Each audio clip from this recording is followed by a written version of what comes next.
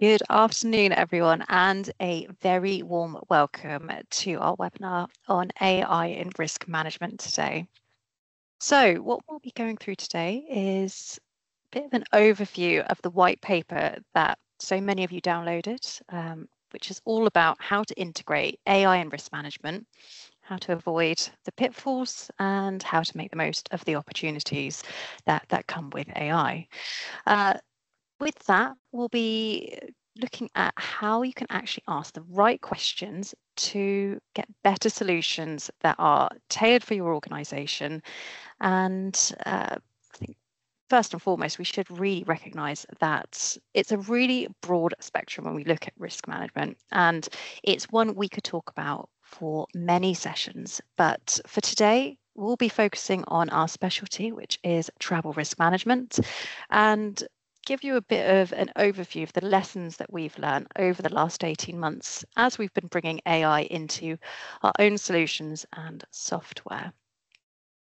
So with that, we'll also be looking at some of the questions that have been coming up with when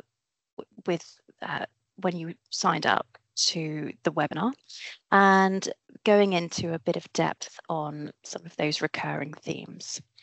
What we won't be talking about today is we won't tell you about how AI actually works. We won't go into detail about machine learning, large language models, but it's more about how you can take away what we've talked about today and how you can bring that into your own organization. So to tell you a little bit about us, we are a global risk management company. We are based in Poole in the UK, and we have a number of divisions across travel risk, which span intelligence, software, protective services, and consultancy. And we also have cybersecurity and maritime and offshore security divisions. Last year we acquired a independent AI company called Neuraling, and that is headed up by Leon Storey, who joins us today. He is head of AI at Solace Global and the founder of Neuraling. And we're also joined by Robert Aldous, who is Chief Customer Officer at Solace Global, but comes with a fantastic background in military and as a security lead for oil and gas and financial institutions. So brings with him a really rich background working on both the security side of things and now dealing with some of the questions and I guess problems that some of our customers have to tackling their security. So myself, I'm Amy Stone. I am head of marketing at Solace Global and a fellow AI enthusiast. We've been working across all elements of the business with looking at how we can enhance our resources with AI. So it's a really exciting journey for all. So a bit of housekeeping before we get started. We will be answering your questions that you've already shared with us, but we will be keeping an eye on the chat. And if you have any questions as we go, if you pop them in the chat, and if we have got time at the end, we'll do our best to come back to them. So for the key points we'll be covering off. So first of all, we'll just touch on what we spoke about in the AI in risk management white paper. We'll talk about some of those opportunities and risks that we mentioned, and then we'll start looking at some of the questions that have been coming up time and time again, and looking at things like compliance, how to mitigate risks against misinformation, bias, and hallucinations that tend to come from AI. Then we'll be giving a bit of a framework of how you can actually ask the right questions to your stakeholders, as we recognise it's quite a personal journey and it's going to be different for every organisation. So how can you go to your security operators or your CISOs or HR leaders in your company to get a joined up approach to bringing in AI securely?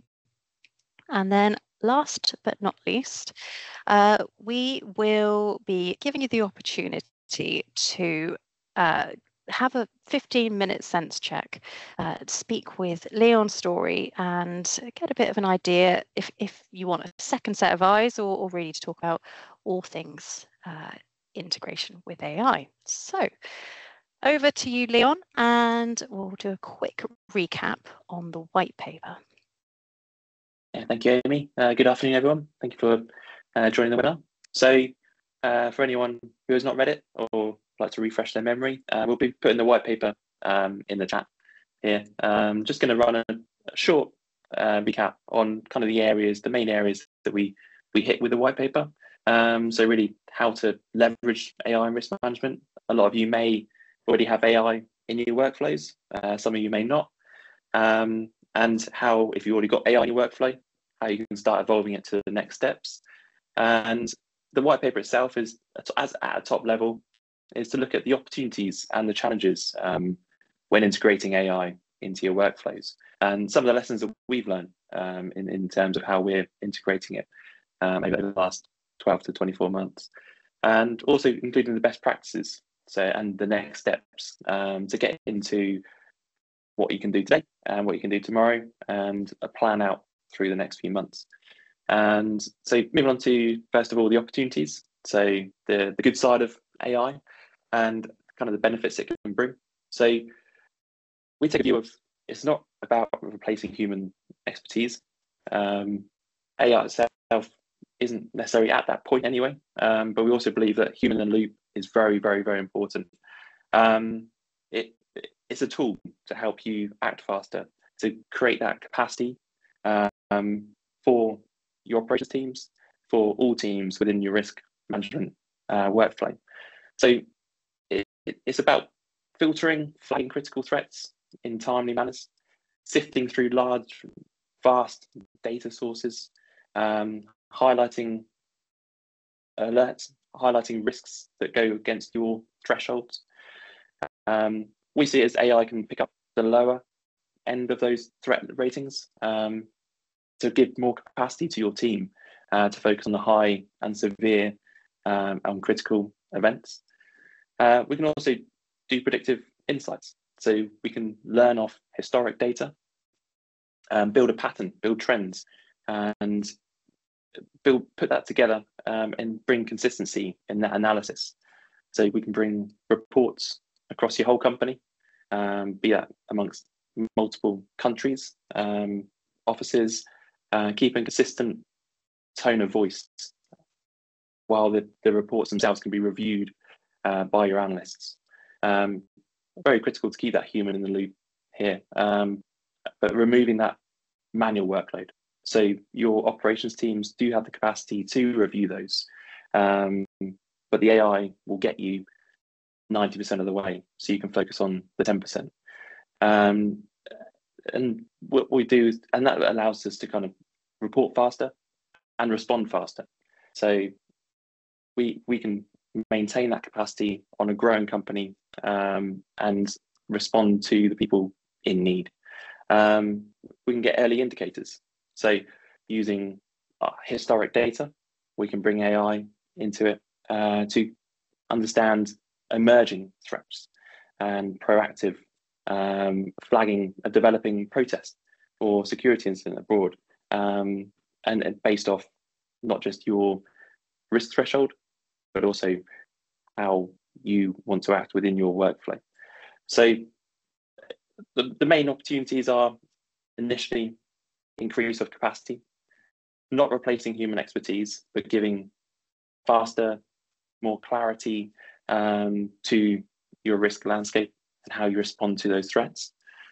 And moving on to the pitfalls, to kind of the negative side of integrating AI, or at least the things to watch out for.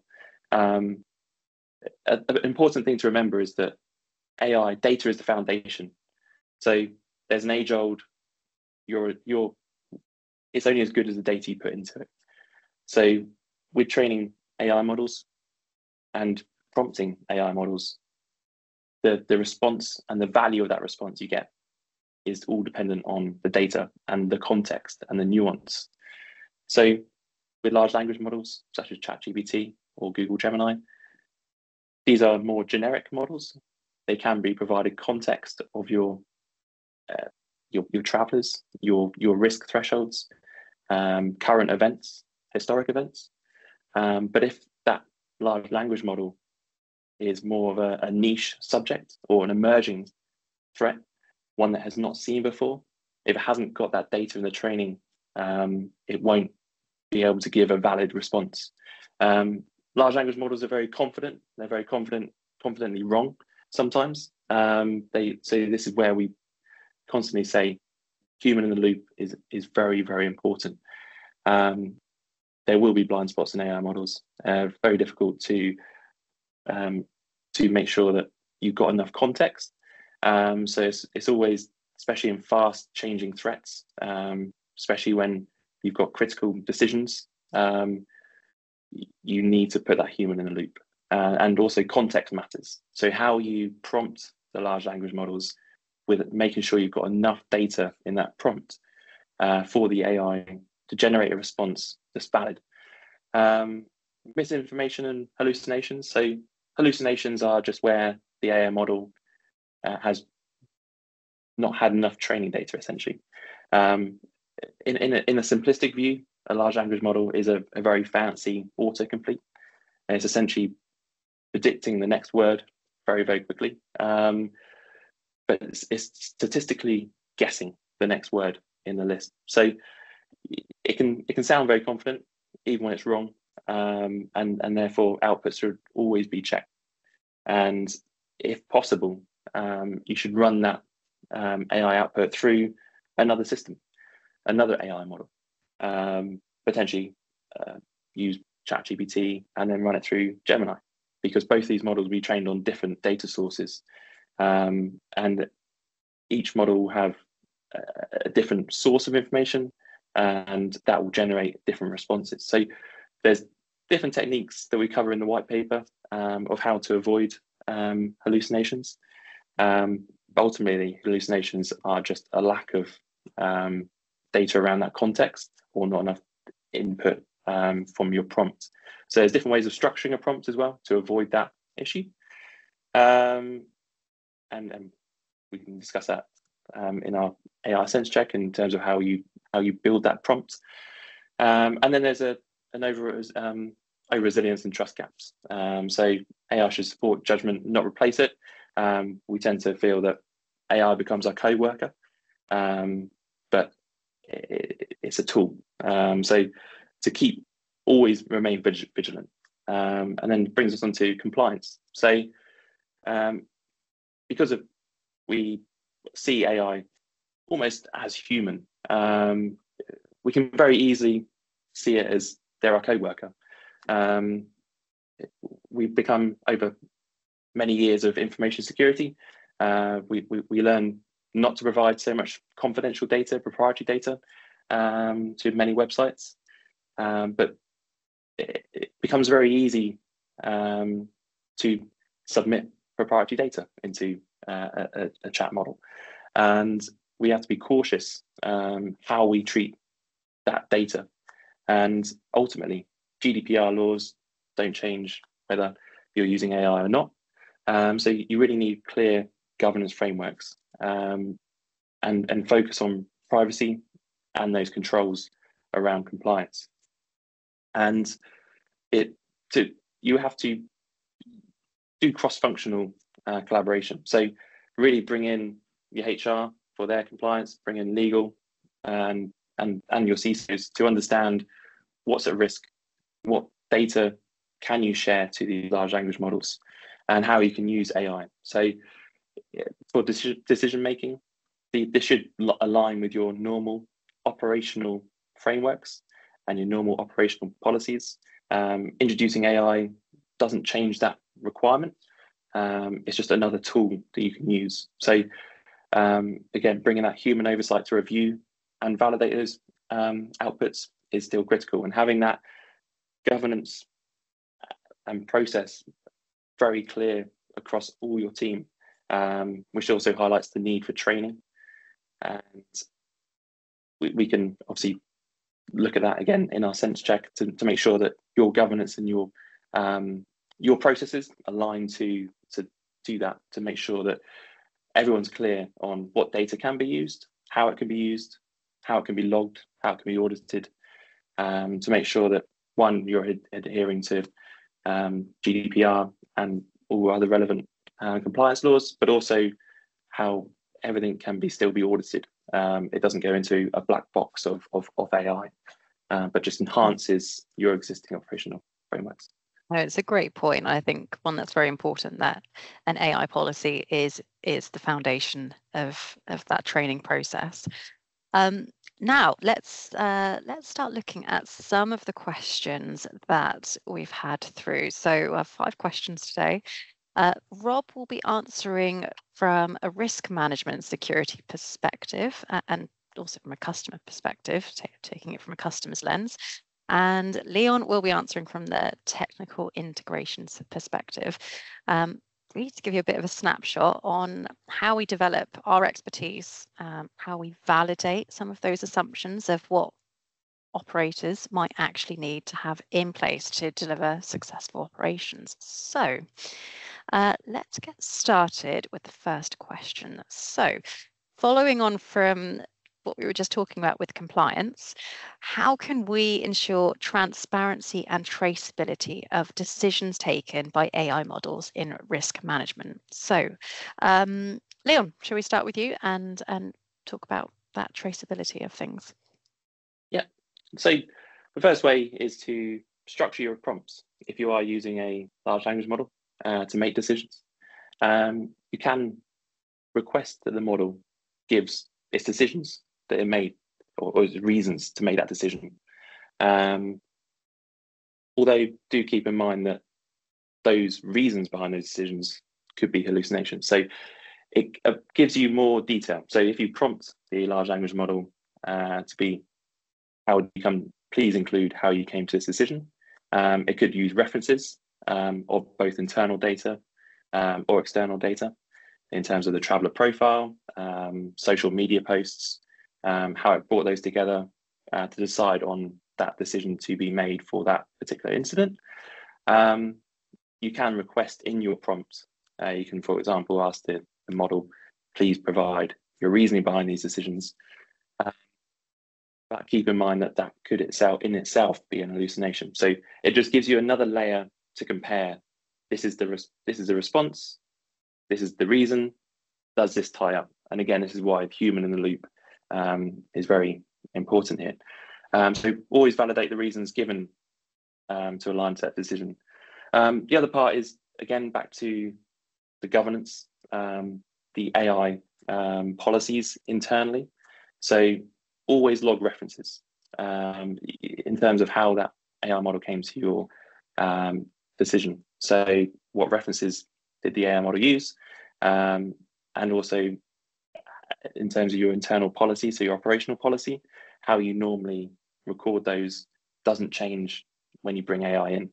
And you can also use an AI platform to log and audit both the prompting and the responses. So it's useful to understand what are people prompting the large language models or the AI model with, and also their responses to log those actions taken. Robert, I don't know if you want to provide some operational insight into that. Sure. Yeah, thanks, Leon. I think that what's really key is actually there's never been more focus on having quality operators that are managing the sources of AI, whether that's someone put in the chat here around the importance of data quality. I completely concur with that. But also training the team to be able to use whatever AI tooling you're either integrating into your platforms, your workflows, your processes, or policies, because the role of the operator is now not only going to become the user of that information, but the auditor on a live basis as well, and sense checking all of this as we go into sort of unknown territory as well, which is why obviously we've got yourself, Leon, in as part of Solace Global's offering, to make sure that we've got those parameters around and then sense checking that information flow. But I think having trust in that automation is going to take time, and you're going to need to raise the bar across your organization to make sure that everyone has at least a baseline or foundation knowledge of what is required to spot either red flags or areas that that might be creating those hallucinations or adverse advice as well. And most importantly, from my perspective, it's building that client confidence. So if we're not confident around what their information is telling us, and we can't justify why certain things are being portrayed either digitally and through our technology or through voice or written word, then our customers are not going to have that confidence in us as a provider as well. So big advocate for transparency, traceability, and making sure that everything can be audited. What we don't want to do, obviously, is create such an industry around logging everything that we create actually more work than we did in the first place prior to having AI. So obviously we might need AI to help us with the auditing in some way, ironically. But I think that's it's a key part, and thank you for Martin for the comment around data as well. Yeah, I think that actually leads us on nicely when we start looking at the misinformation side of things. That takes us on nicely to our next question, which was, how can we combat biased algorithms and misinformation, deepfakes, errors, and biases in machine learning? So yeah, let's look at all things misinformation.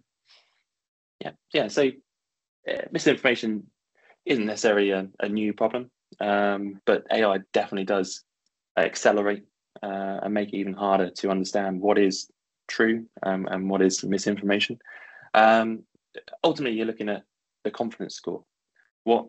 You can build a knowledge graph of what is is true, and then what sits outside of that knowledge graph. It may be true, but then you can provide a confidence rating of this doesn't seem right to me. It may need some more verification. So there's some great tools around knowledge graph and how you build that knowledge graph. So for example, if you know a company has an office in a certain location, but the social media news is that you would have near an office that you don't know the location doesn't exist for that particular company. It may exist just outside of your knowledge graph, so you'd rank the confidence a bit lower, and then you'd need human verification to make sure that that location does actually exist and that news story or social media post is true. There are watermarkings in AI generated content if it's done through a reputable platform. So if someone starts creating AI generated video or imagery in ChatGPT, there will be watermarkings that can be processed in the metadata, but it doesn't remove the fact that someone could run their own AI model outside of that and no longer have watermarking. So there is a couple of steps that you can take to first of all filter out a lot of the noise on that. But again, it comes down to how is social media, how is the news, how are the trends building? If it's organic, if it's true, you probably have a rapid uptake of that information. If it's bots spreading that misinformation, you probably get a slight flat line where those bots are trying to push out that information for it to be captured. If it's a real event, you'll see more of an organic uptick in that information. So very hard to track misinformation and deepfakes, and this is where human verification still comes in. It's not a new problem, but it is obviously being enhanced with AI, and a problem that is still one to remain vigilant on and keep that human in the loop element. I think that's a very good point with the human in the loop, and actually the point is it's not to get rid of humans or intelligence analysts. It actually highlights the need for them more than ever, because you still need that sense check from someone that has sort of seen and can make an assessment rather than relying solely on AI. Rob, is there anything that you can point out or you've noticed from an operational side of things when we are bringing in those extra measures to try and combat that? Yeah, just to really drive that point home around, especially around intelligence analysts, we've got a small, tailored intelligence team in Solace, and verifying the information that is either generated by AI tooling through one of our intelligence providers or other sources needs a certain, not only just a human verification process, but actually the deep knowledge of that sector or that industry or that country or thematic intelligence that's going to be required to assess, hang on a minute, this doesn't seem right. So being able to ask that question and have the confidence in your team to be able to challenge that information is key. I'm actually really surprised we haven't seen more in terms of the deep fake technology. I find it quite scary. It's a big scare area for me, to be honest. I'm starting to see things now online, either whether that's socially or within the workspace, that is really challenging my vision. I'm having to double take things and then validate sources just for my own news intake. So it's a really growing area, and that the deep fake area really concerns me.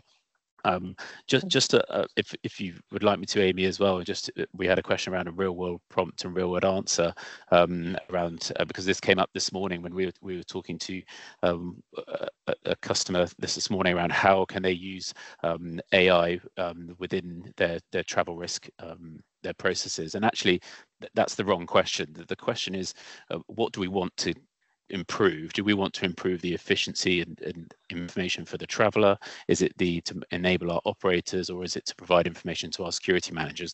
So that sort of pyramid of stakeholders that it's really key to empower. So that may be AI, that may be other. But to answer the question directly, we're looking at the sort of hyper personalization in some areas where travelers, for example, can ask questions, prompt their security provider, app, database, whatever it may be, with sort of personalized travel information about going to a location, and that would look at their profile and then assess their profile against the country of travel versus the country of departure. So that's a real world example which we're developing now and looking at how we bring that to life. But I think that the main point is, according to this slide anyway, is making sure that the knowledge is there to be able to ask the right questions. Nothing. Okay, so if we start looking at this question on oversight, so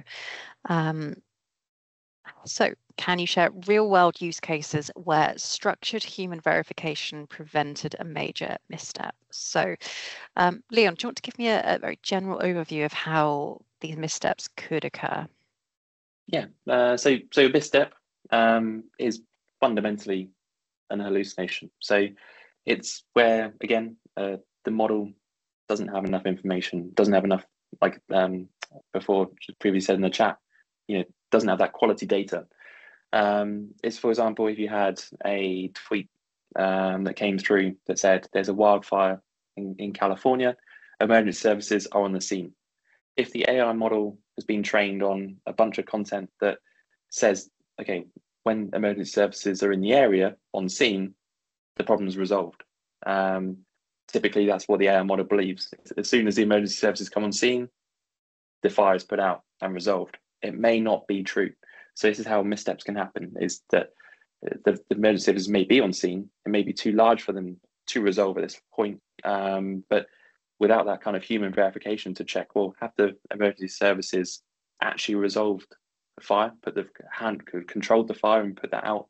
Does the risk still exist to the AI because of its training data? It may believe it has, but this is a misstep that you could provide an answer that isn't true, and to the traveller may think this area is now safe. So really, that's how a misstep will happen with those hallucinations. And I think, Amy, you implemented some very good AI internally to help with that on our side. If you can go into that detail.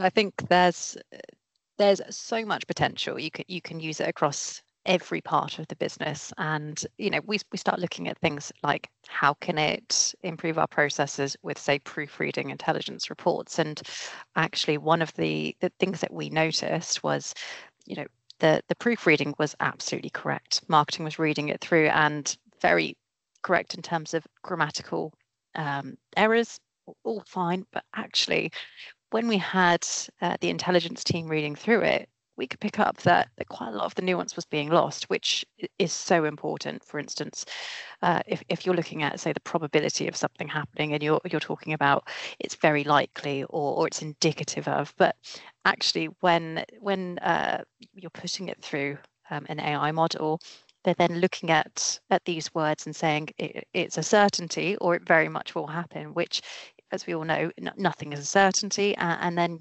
gives another problem that we are looking at something that becomes quite inflammatory as a report. So I guess that takes us back to, yes, absolutely, it's important to have human in the loop, but I think it's important to have the right people that are, looking at these AI generated or proofread topics. So yeah, certainly from our perspective, that there's some lessons learned from that point.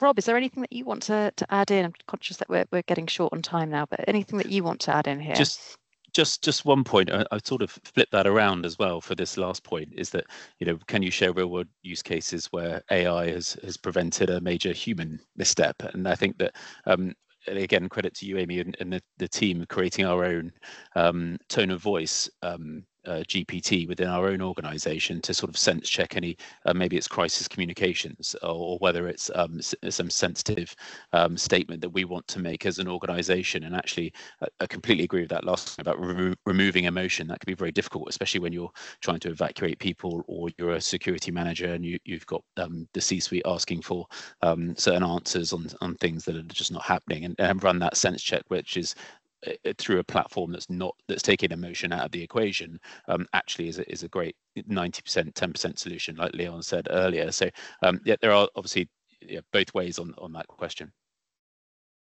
Great. On to data privacy, which I'm sure is something which is front of everyone's minds. Data privacy risks. What safeguards should we build around traveller data or personal information? Rob, should we start with you if there's anything that you've seen before we go over to you, Leon? I think this is probably more, I won't steal Leon's thunder here, and I won't do as good a job as Leon does in answering the privy side of things, but from a client perspective, data privacy has never been more important. We're seeing clients and customers that want to make sure that such information is kept on device, for example, and then Leon will go into that in a bit more detail around how we keep user profiles, etc., secured from for information that's outside of an on-device architecture. But I think what we're seeing is ensuring compliance with either GDPR or global privacy regulation, ensuring you have that internally, and testing those privacy risks internally is going to be absolutely key. But Leon, you're going to be much more qualified to talk around this area than I will. Yeah, so like I say, it's first of all, it's understanding what is sensitive data. With AI, doesn't change with GDPR. Still, if it's personal information, identifiable information, or sensitive information, these shouldn't be put into cloud models. You can, to put some safeguards around that, you can run these AI models in your own private cloud, in your own private infrastructure. Obviously, that is another level of kind of managing these. So it's really identifying who your provider is and what platform you're using, and do they, first of all, do they train on your data, and do they have a data policy that you can adhere to? It's also, if you are using cloud, looking at services that provide either encryption or scrambling of your data before it gets to the model. So running a service within your infrastructure, within your data silo internally, scramble it, encrypt it, push it up to the cloud. Because ultimately, to an AI model, it doesn't really care what your name is. You could be user 123. I'm in an age band of 35 to 40. Ultimately, AI doesn't care. It's just looking at the next words in its statistical analysis of that. So there's different ways if you can use cloud if you don't want to set up your own private infrastructure. Then to also on device. So as resources and AI models become more efficient, and resources on device like your phones become more powerful, we can actually bring these large language models or small language models to your device. So we're looking at how we can bring the traveler profile. So the traveler can set up their profile on device using an AI model that's running on device and coming up with a response for the user. So personalization without that private, sensitive information leaking to the cloud. So ultimately, to put those safeguards in is, first of all, what is sensitive data? This doesn't change from all the existing laws. Potentially run on your own infrastructure if possible. Run a service that can scramble and encrypt that before going to the cloud, and then decrypt that on when it comes back, or run it on device if possible. So there's a few around it, but we kind of, like I said before, we see AI as a co-worker. It's a tool. Be cautious about what information you put in there, because it's very easy to forget that you are talking to a third-party vendor, because it becomes so human-like. I think on that. Perfect. Okay, so our last question from you, it's quite a broad one, but it's an important one. Looking at where do we see things going, and how is AI transforming traditional risk management? So yes, Rob, let's start with you with some of the things that you can see happening in the near future with it. Sure. There was a question around the AI ethics committee. Do you want me to answer that, Amy, now, or do you want to come back to that later on? Let's come back to that after. Sure. We'll do that after this question. Yeah. Sure. So how is AI transforming traditional? So there's a huge hockey stick type curve happening at the moment. I think that the days of what we've seen, just to sort of zoom out slightly, between sort of 2010 2020, you see a lot of technology that's pushing information to travelers or to people in higher risk locations that need that advice and guidance. I think that table's now turned, so it's now turned to sort of a pull of information.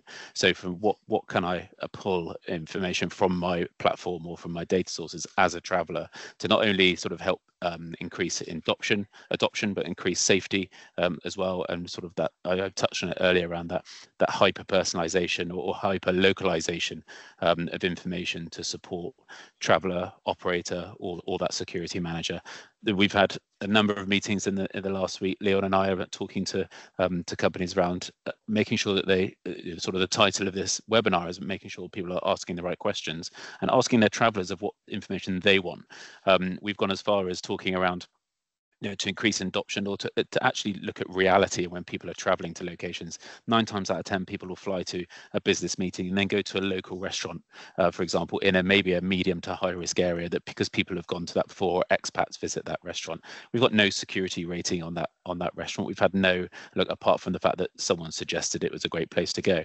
So one customer wanted to understand, well, can we start putting those that information inside the platform to say, I'm traveling to X and I want something to eat. There's what restaurants are available within a 1 mile radius. Can you show me that on Google Maps? So I think the tables are turning around. I think people accept a certain level of technology around travel risk management. I think that's a given. I think now is an opportunity for organizations such as us to really go that extra step and work with clients and customers to understand really what travelers need, want, and what's going to increase adoption, and therefore not only just ticking the duty of care box, but also providing value to the traveler and to the organization. Absolutely. And Leon, is there anything that you've noticed from a development side of things? So looking at different industries, across different industries as well. So how we kind of tackle. So we're taking it to looking at ways of searching data in intelligent ways and practical uses. So going back to the on-device AI, taking AI outside of the cloud. So applications that we can monitor local events. So using drones, for example, to monitor environmental changes in real time and feeding that back. So to provide early warnings, for example, wildfires, detecting object detection of those events happening, and feeding that back through to a control center to give, again, going back to that hyperlocal data So getting real sensor information, understanding that context for that sensor information. So we can kind of be flooded with so much information that it becomes useless in a way. But with AI in front of that, that helps filter it and kind of brings purpose to that data. So Neuralink itself is working closely with Solace Comms on those sort of projects, bring it into the field, and yeah, really the hyper personalization is such a key point that Rob mentioned. That AI really to personalize it on that level, on that scale, is very difficult for a human team alone without AI on there. And when we're talking about the hyper personalization side of things, and specifically when we're looking at user adoption, for both Leon and Rob, is there anything in terms of examples that you can give that we are looking at to make it more accessible for people from a travel risk management perspective?